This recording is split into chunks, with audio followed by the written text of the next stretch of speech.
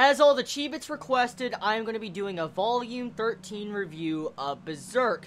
Now, before I get into talking about the events of Volume 13, I want to talk about the idea of evil. Now, this was brought up to me a couple of volumes back. A couple of Chibits told me that Kentaro, the mangaka of Berserk, omitted a chapter from Berserk, chapter 83. It was a lost chapter. No Chibit spoiled me, but they told me to look at that chapter once I finished reading this volume. Little did I know what that chapter was about until I read it. Now, in this volume, I can't show you the majority of this volume because of the graphic content in it. You probably know why if you've already read it. Pretty much, there is an entire scene, if I could find it, I'll look for it in a little bit. There's a scene to where you see Griffith floating into nothingness. Nothing but blackness is around him, and he's falling into darkness. And all of a sudden, you see this giant-ass fleshy creature pop up, and you see Griffith say, God. And at first, I remember in my live reaction, I said, what the fuck is this? Remember, I put up the big volume, I'm like, what the hell is this? And then pretty much, we didn't find out nothing about that, and we saw Griffith transform, and then all hell broke loose. So with this chapter that was lost, that was what went down. It was what happened with Griffith, whatever that creature was. And if you've yet to read the chapter, I recommend go read chapter 83 of Berserk. It's called The Lost Chapter, because if you're one of those Chibits that are currently reading this alongside with me, most likely you're going to want to see that chapter. Now, the reason why this chapter was taken out of the volume was supposedly because Kentaro said it spoiled a lot of plot points to future events of Berserk. He felt like he gave away too much information for the series. And I could honestly understand that, because after rereading this volume, I've reread this volume about 3 to 4 times now, just to make sure I grasp the entire themes of it. I was still trying to wrap my mind around this volume. Just, there's so much dark meaning in this volume. And then thinking about it with the idea of evil on top of that, it brought up a lot of things. The reason why I think Kentaro decided to take that chapter out is because he defined that there was a god in the series. He defined it. But God is not just a god. It's a god that was created by man. Man created God, and God is evil, and it pretty much tells us that all humans are technically some form of evil. And this God is connected to all other beings. For instance, all humans are connected to this God's subconsciousness, and he can manipulate destiny, or causality. He can manipulate it. So, very, very intriguing how Kentaro added that element. I mean, like I see, now I understand why he removed it, because it ruins the entire event of the mystery, is there a god? There's been a lot of god talk in this series. There's been a lot of, talking about gods, religion type talk in this series, and especially with the God Hand. After thinking about it, the God Hand has a direct link to God himself, the idea of evil, and it makes a lot of sense. And after thinking about it, and thinking about it, and thinking about it, for this entire week, literally, it's been about a full 7 days or 8 days since I have done my live reaction of Berserk Volume 13. Thinking about it and wondering about the idea of evil, I realized something. The idea of evil exists because humans need a desire. They need something to explain why certain events happen, why they feel pain, why they die unexpectedly, why things go bad around them, why everything happens. They need a cause. They need an effect. They need to know why this happened. And so that is how this god was formed. Eons ago, long time ago, ages past, and the crazy thing is we find out that this being, this idea of evil, this god, manipulates so many different events that he causes the different effects to happen. For instance, with Griffith being born, what he states in chapter 83 is that he set up everything, mixed blood with blood, and mixed everything to have Griffith be able to be born, for him to be able to become a god hand. He made it possible. He manipulated all these different events through ages, hundreds of years, to get to the point where Griffith was born, and he set up all these different obstacles in front of Griffith to be able to accomplish in 100% success. So destiny is a major, major role in this series. I brought it up multiple volumes ago, but destiny is a big, big role. And when I started talking about destiny in my live reaction and stuff, maybe Guts can go against this. And with this entire event, I think that I am correct. The main goal, from what I can see from this series now with this chapter 83, is that Guts is going against God himself. That's the exact thing Guts is doing at the moment. He's going against God. He made a declaration at the end of Volume 13. He will hunt down every demon, take them down, kill every single one of them, and if anyone is to get in his way, he will crush them, even if it is him himself. For instance, Griffith. He was making, you know, a quote to Griffith. So, Guts is challenging God itself. The idea of evil. That right there is fucking ridiculous, but when you start thinking about it even further and thinking about the different terms to religion, for instance, the God hand and apostles and stuff like that, it made me start thinking. God necessarily isn't evil. He is evil, but isn't evil. He was created by evil humans. And so, Guts is technically like the Satan of the series, since he can technically go against destiny from what I can see. You can look at it as the viewpoint of Griffith as Jesus Christ himself. I'm just saying, this is my viewpoint of the series from what I can see from the ideal of evil in Griffith. I mean, Griffith looks like, you know, like the second coming of Christ, pretty much. I mean, the second coming of Christ. I mean, you have Guts as Satan trying to undermine God itself and Jesus himself. So, really intriguing if you think about it like that, how the story has set up itself to kind of look like that. Very interesting how Kentaro wrote in those type of themes to the series, and it definitely makes my respect level for this series jump so fucking high, because I can't believe those type of themes in this series. Now that I got that out of the way, and I talked about the idea of evil, and I could probably continue going on and on about it and figure out more theories, I want to move on to Volume 13. That's the big beef everybody wanted me to talk about. This, by far, is one of the most fucked up volumes I have read, I think, ever. One of the most fucked up things. I'm just gonna say, it really is. And I want to make a shout out. Jorge, fucking amazing, bro. Now I see why this is one of your favorite mangas. Now I understand. This shit is greatness. It is. It's fucking good. It really, really is. I mean, everybody should read this. It is damn too good. I don't know if the quality of the series stays like it is through the course of the next, you know, volumes, for instance, up to Volume 37. I'm willing to bet it does, because I highly doubt you could get worse, but it's going to be hard to get better than the Eclipse, the Golden Age. It's definitely going to be fucking hard to beat something like this that's this good, because when you think about the viewpoint of Jesus Christ and stuff like that, it just brings the level and dimension of Berserk to an entirely different level, a different plateau, higher than anything I have seen in a long time. It really is high, and by far probably one of the best things I have read. It is so damn good. So, anyways, this volume concretes the fucked up past of Guts. This concludes, technically, his fucked up past. And it upsets me, and it makes me so sad. And if you saw my live reaction, I might have the live reaction link somewhere on this video if you want to see it for yourself. I just wanted to stop reading when I was halfway through this, not because it was bad, but because it was just so fucking emotional and heartbreaking seeing what was happening to Guts. It is unimaginable. I would not wish that pain on anyone at all, even the characters I hate in different series or real life, anything. What he went through is something I would never want anyone to deal with, and he has one of the most fucked up past I have ever seen.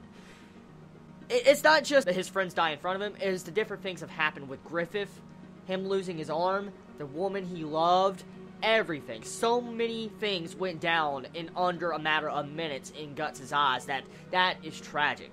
As I stated before in earlier volume reviews, I was talking about Tokyo Ghoul, how Kaneki went fucking insane in like 10 days. Berserk? Kaneki has no shit on Guts. Nothing. He doesn't. Okay? I'm sorry. I like Tokyo Ghoul, but Kaneki has nothing on Guts, okay? Guts should be mentally insane. He should be in a padded room locked up with his arms behind his back like this, because, yeah, he should be insane after that shit. I mean, if I was to see my friends be hollowed out and have his insides just taken out and become a fucking puppet for a demon, or have my friend's head explode in my face, or see Kostka get raped in front of me by one of my best friends ever that I idolized, yeah, I'd be pretty fucked up in the head. That's really psychological torture. That is really, really fucked up. It is beyond fucked up. It is. You can say what you want, you can say whatever. Guts, by far, is one of the worst, tragic, main characters I have seen. Like, the tragedy behind him is fucking sad. So that sad. Just damn. I mean, the thing is that Guts' rage in the volume, it got to me so hard when I read that volume. I was like, when you see his arm, like, torn off, when he was, like, the demon was biting on his arm, and you see the teeth, and the freaking teeth go through his muscle and veins, oh my god, the graphic images. And I honestly vividly heard, like, screams in my head and all that, and just, I don't know. I don't know if anyone else does that when you read a nice, good volume or book or something. You can just imagine voices of the characters. I was picturing the voices, and I was just like, oh my god, when you saw Guts just pinned down, he sees Griffith just raping Kostka in front of him. She's screaming, asking for help and stuff like that, and he's like, Griffith screaming, and I can't even, damn, it's just getting me sad. It's getting me fucking sad. But when you see that, and you see him pulling, he can't do shit. He literally is broken. His sword is fucking broken, and he's pulling himself, and then when he can't do nothing more, he grabs his jagged fucking broadsword, his giant-ass sword. He takes it and jabs his fucking arm. I mean, imagine if you were in that state. Like, if you were in that entire state, when you already saw your friend's head explode, you saw these people that were your family, these people that you grew up with for a very long time, years. It's like seeing your brothers and sisters killed right before your eyes. Imagine if you saw all those events, and then you were pinned down watching the very woman you loved that was going to make you stay for her, getting raped in front of you by your best friend that you've known for a very long time since you were a very little kid. Imagine that. And just imagine how wrong that is on so many levels and what Guts went through on so many different levels. It's sad. And when he takes this jagged broadsword, cuts off his arm, it doesn't just come off in one fucking hit. It doesn't. It's not like a freaking straight, clean cut. He continues to fucking jab his arm over and over and over and over again. Until you see the fucking, the gory, horrific veins and blood and the arm just tearing off with the veins and stuff. And you see, oh, fucking, oh. When you see it coming off him, and as he's screaming, you see blood just pouring out of him. He's rushing Griffith, screaming his name with a fucking broken sword. And then you see this freaking demon put him down, his head onto the ground, hold him down, and he's still lifting his head up. And you have Kostka, don't look at me. I'm like, oh! Oh! It's so damn sad. Seriously, I would have been a lot worse in this review if I would have made a review right after. I would have been probably in fucking tears, because it's just so damn tragic. It is really, really tragic. I'm getting sad right now. And when you see him screaming and all that, he's doing anything in his power. I mean, if you're in that situation, trying to do anything you can, and you're up against these inhumane monsters, these demons, holding you down, and he challenges them, and you see him lift up his head, and this demon just gorges out his fucking eye, and he still continues to do it. It's just, it's unreal. It is so fucking unreal what Guts had to go through. Godlike gold. That's exactly what this is.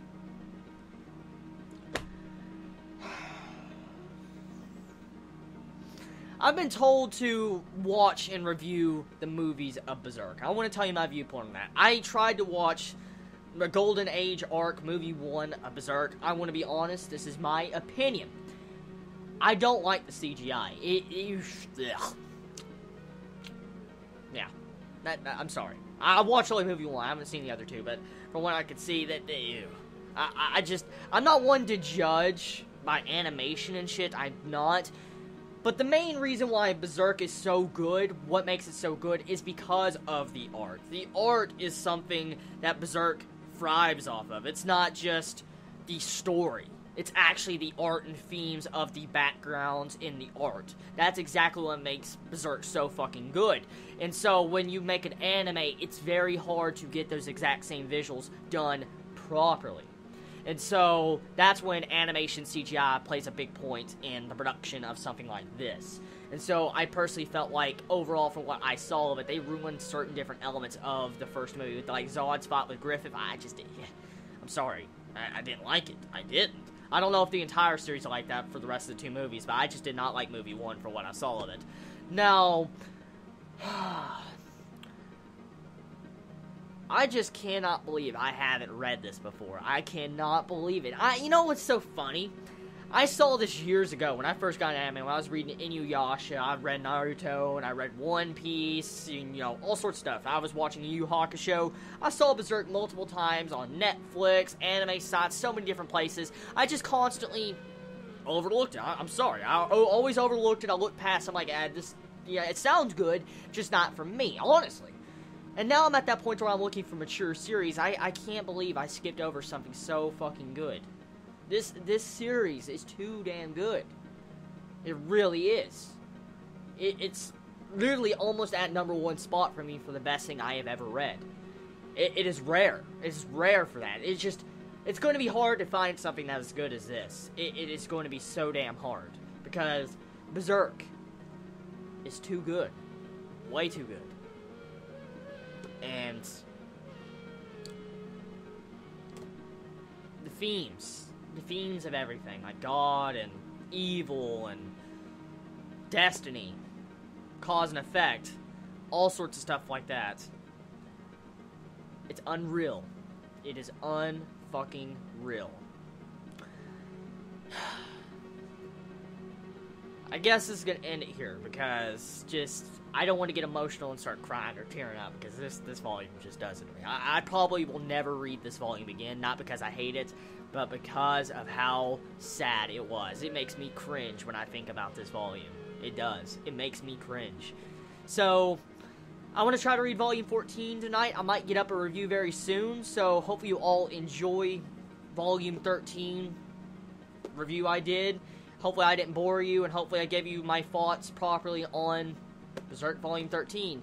Just to let you know, there's been a little bit of a time skip between the first part of this review and this part of the review because I had to read Volume 14 of Berserk. So, with Volume 14 of Berserk, after just finished reading it, I realized how more fucked up Guts' past is. Kostka was pregnant with a fetus. And it wasn't just any fetus, it was Guts' baby, his own child, in Kostka. And when Griffith raped Kostka in Volume 13, it corrupted Kostka's child and Guts' child. What the fuck? That is so fucked up. That is fucked up. That is wrong. Oh my god. How can it get fucking worse for Guts? You're telling me that Guts now has a child. That little fetus thing that we saw earlier on in volumes 1, 2, and 3 is Guts' child coming after him. From what we find out from the Skeleton Knight in this volume, right at the beginning, is that demons cling to their parents. They also have a love for their parents, and they will cling to them. And eventually, prophesied by the Skeleton Knight, if we know prophecies well enough in Destiny by now, this baby, this demon child from Guts and Kostka, is going to come after them and bring tragedy upon them. So, wow, Guts is going to have to kill his own child. That is fucked up.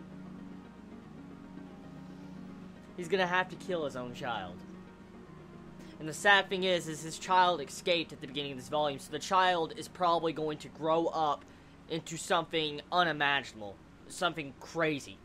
And it's probably going to be the worst thing that Guts ever has to deal with, because it technically is either his son or daughter. I don't know what type of gender that demon is, but it's still his child. And he's going to have to put it down. When he comes to that realization, he's going to probably be scarred eventually. I don't know how far it is in the future when this probably will go down. But with that revelation of finding out that Guts' child is now a demon, it's just like, oh my god. Okay, so with this volume, Kostka becomes a prisoner.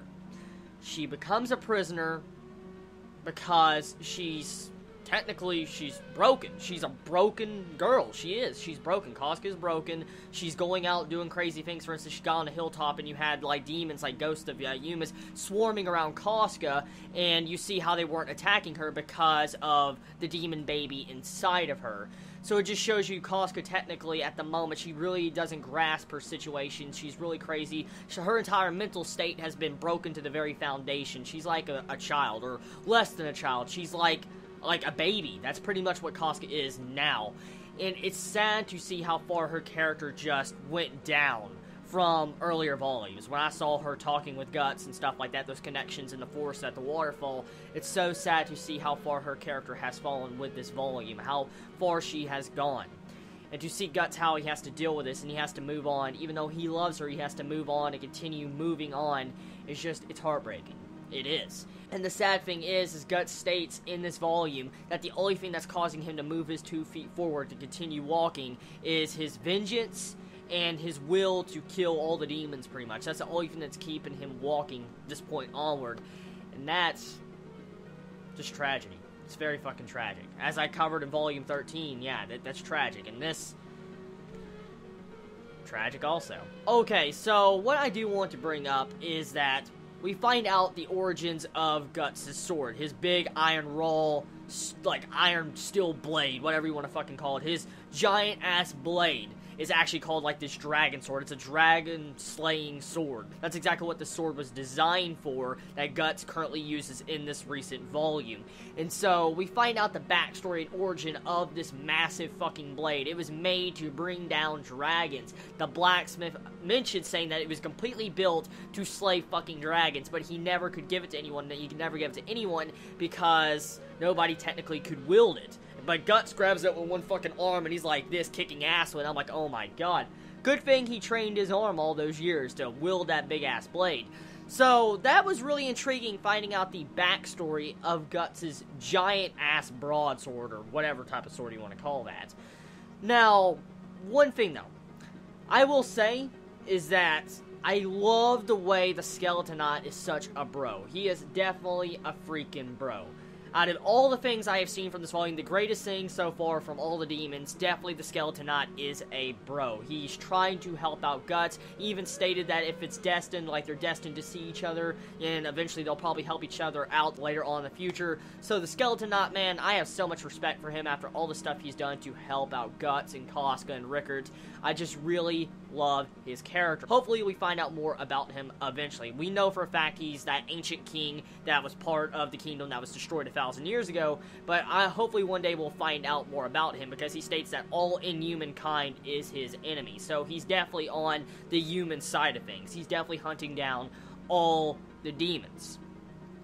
So, but the main concept of this volume, it sets up the next volume. That's exactly what this volume does, the later half of this volume. It sets out the Misty Valley Fairies, or Fairies of the Misty Valley. You know, I mentioned a couple volumes back when you saw all the Band of Hawks get slaughtered in the forest, and you saw these bunch of demons come in. Well, there's this one demon that was in that forest that looked like a fairy and just ran off. And with this, we see that fairy once again. I don't know necessarily what this fairy is. It looks like a fairy, but it's like a bug-type wasp thing. From what we can see, this demon girl or guy, I don't know what type of gender this demon is, has, you know, little Japanese hornet-type bug fairies right next to her, and that's the main villain in concept, and that's the main villain of this volume and probably the next volume, because Guts is going to have to take this thing down. So it's really intriguing getting to see the Black Swordsman finally back in action, back to where he was in Volume 1, 2, and 3. And that's exactly where the events of Volume 14 takes place, right after Volume 3, technically. I'm guessing maybe a couple days ahead or whatever, because you clearly see Puck traveling with Guts this entire volume. Speaking of Puck, I love Puck a lot. I did not realize how much I loved Puck until I read this volume. He's a nice comedy relief when it comes to this series, because if it wasn't for Puck, this series would be just downright fucking depressing. It really would. It would be so tragic, depressing, and sad in just the emotions you would feel from each freaking panel. You'd feel so conflicted. But with Puck in this, with this volume, it really made the overall happiness factor of the series go up a little bit. It still doesn't hide the darkness that the series has, but Puck definitely makes the manga overall bearable when it comes in terms of how dark it can get. And so I felt like Puck's character character design and the way Kentaro added him into this manga was a good decision. A very, very good decision to have Puck in this series. I really like him. I like his comedy. I like his character. I like the way he's being fleshed out. And I just love the way Guts actually finally has a companion with him. That's probably going to be with him for a very, very long time. Hopefully he doesn't fucking die. If he if Puck fucking dies, yeah, I'm just gonna stop with that. I'm not even gonna jinx it. I'm not even gonna fucking jinx it. Puck better not die. Okay? So, this girl gets saved by Guts in this volume. Guts has to save this girl that was about to get sold off, I'm guessing, as a slave and about to get raped. And it's interesting how Guts was sitting at this tree, like this corrupt tree, or this, haunted tree. He was just sleeping. All of a sudden, he gets up with these bands that were about to enslave this girl and go sell her off. He saves her, beats the shit out of these guys, and then, like, this big-ass tree that looks like faces all over it transforms. I'm like, oh my god, and tries to go after Guts, and Guts just kicks the shit out of this demon. I guess, killing a bunch of demons one after another like he did in the Eclipse kind of gave him some experience to killing demons, because, I mean, if you fight that much in that situation with the Eclipse, you should be pretty damn good at killing some demons. I mean, damn, look what he fucking did. I covered it, earlier on in this video, so yeah, it's scary how great he is as a character and how strong he is. I mean, Guts is amazing. I love the fights, the way they're executed in this volume and this series. That's one thing I truly love. And getting to see Guts' entire attire with this new, outfit he has, it's really badass looking, and I like the art style. Speaking of art style, the art style of this volume definitely improved. It really, really improved. I see the change in art a little bit in this volume. Like, it jumped drastically. Now, I've noticed little bits and pieces all over the place that the art's been improving, but with this, Guts' character design, the way his face looked was just freaking amazing. I actually want to show you one quick image that was in this volume. I want you to see it for yourself, because it's, fucking crazy the way Guts looked, if I can find it. Dang it. Where is it? He had a crazy-ass face on. Wait, there's one. Look at that. Look at that right there. That's badass-looking art. I mean, you just see him walking, on his path to destroy and kill all demons, the Annihilation, or his war declaration. You just see him walking. I love that damn artwork right there. That looks so badass. He had one of these scary faces on him. There it is. Look at that face. Look at that fucking face. That face is a great face. Damn, that is just too damn good.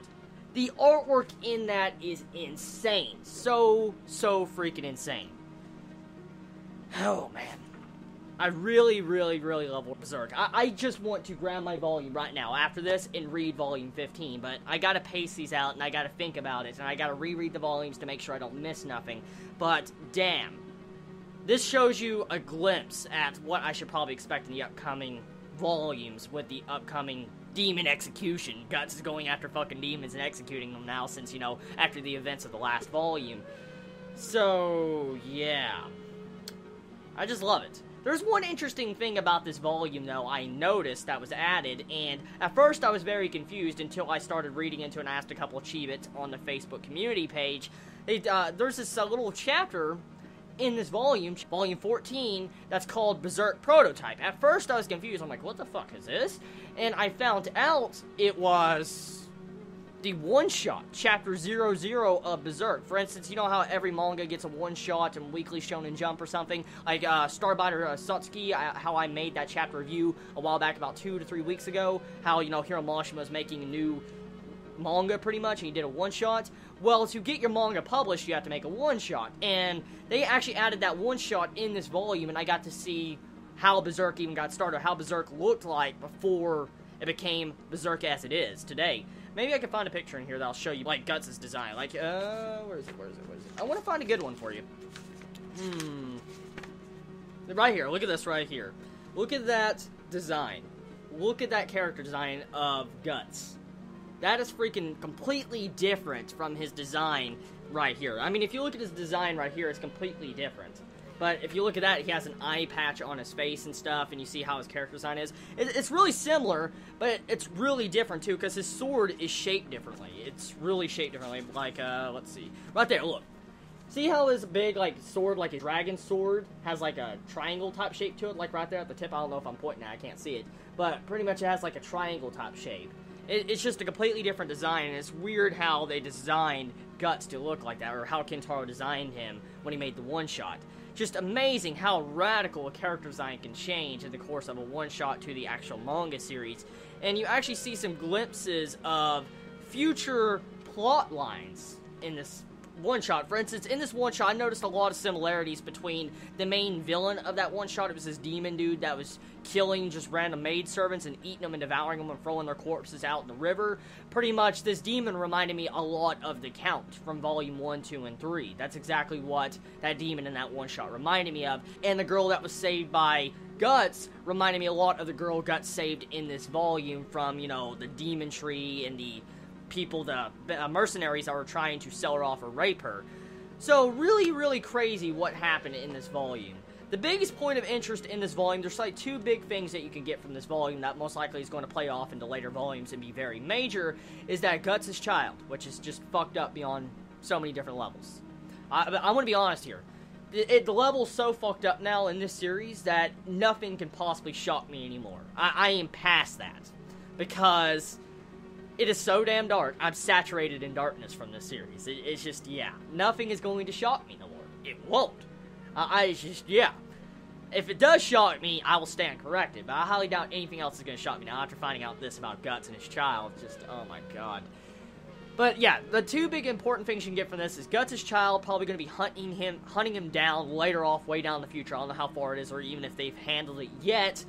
And the entire bit with the Holy See. The Holy See, actually, they only have a quick glimpse in this volume. They only have a little section in this volume, like a little section of a chapter, and they pop up saying that there was a prophecy of a red lake. The red lake represents the band of hawks that were fucking mutilated by the demons, as we know last volume. They were mutilated, ripped apart, and the family of Guts was just slaughtered.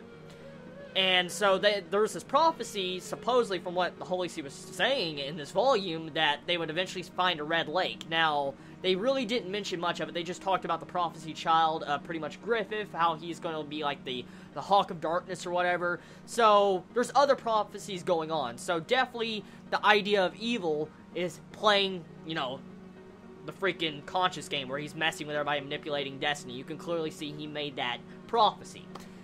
Overall, I felt like this volume was very good. A great fucking setup. A 10 out of 10. Volume 13 is definitely a 30 out of 10 or fucking 9,000. I can't even rate Volume 13. It's just too damn good. Overall, great read. Love these volumes. Damn, I love Berserk. I think it's my number one series now. I think it is my number one series after this. Tell me your thoughts in the comments below, Chibits. How do you feel about Berserk? How do you feel about Volume 14? How do you feel about Volume 13? What do you feel about the tragic past that Guts has? What do you feel about his child having to hunt him down? How do you feel about his family being killed in front of him? Just let me know all your thoughts on these past two volumes and the Lost Chapter. What's your idea of evil?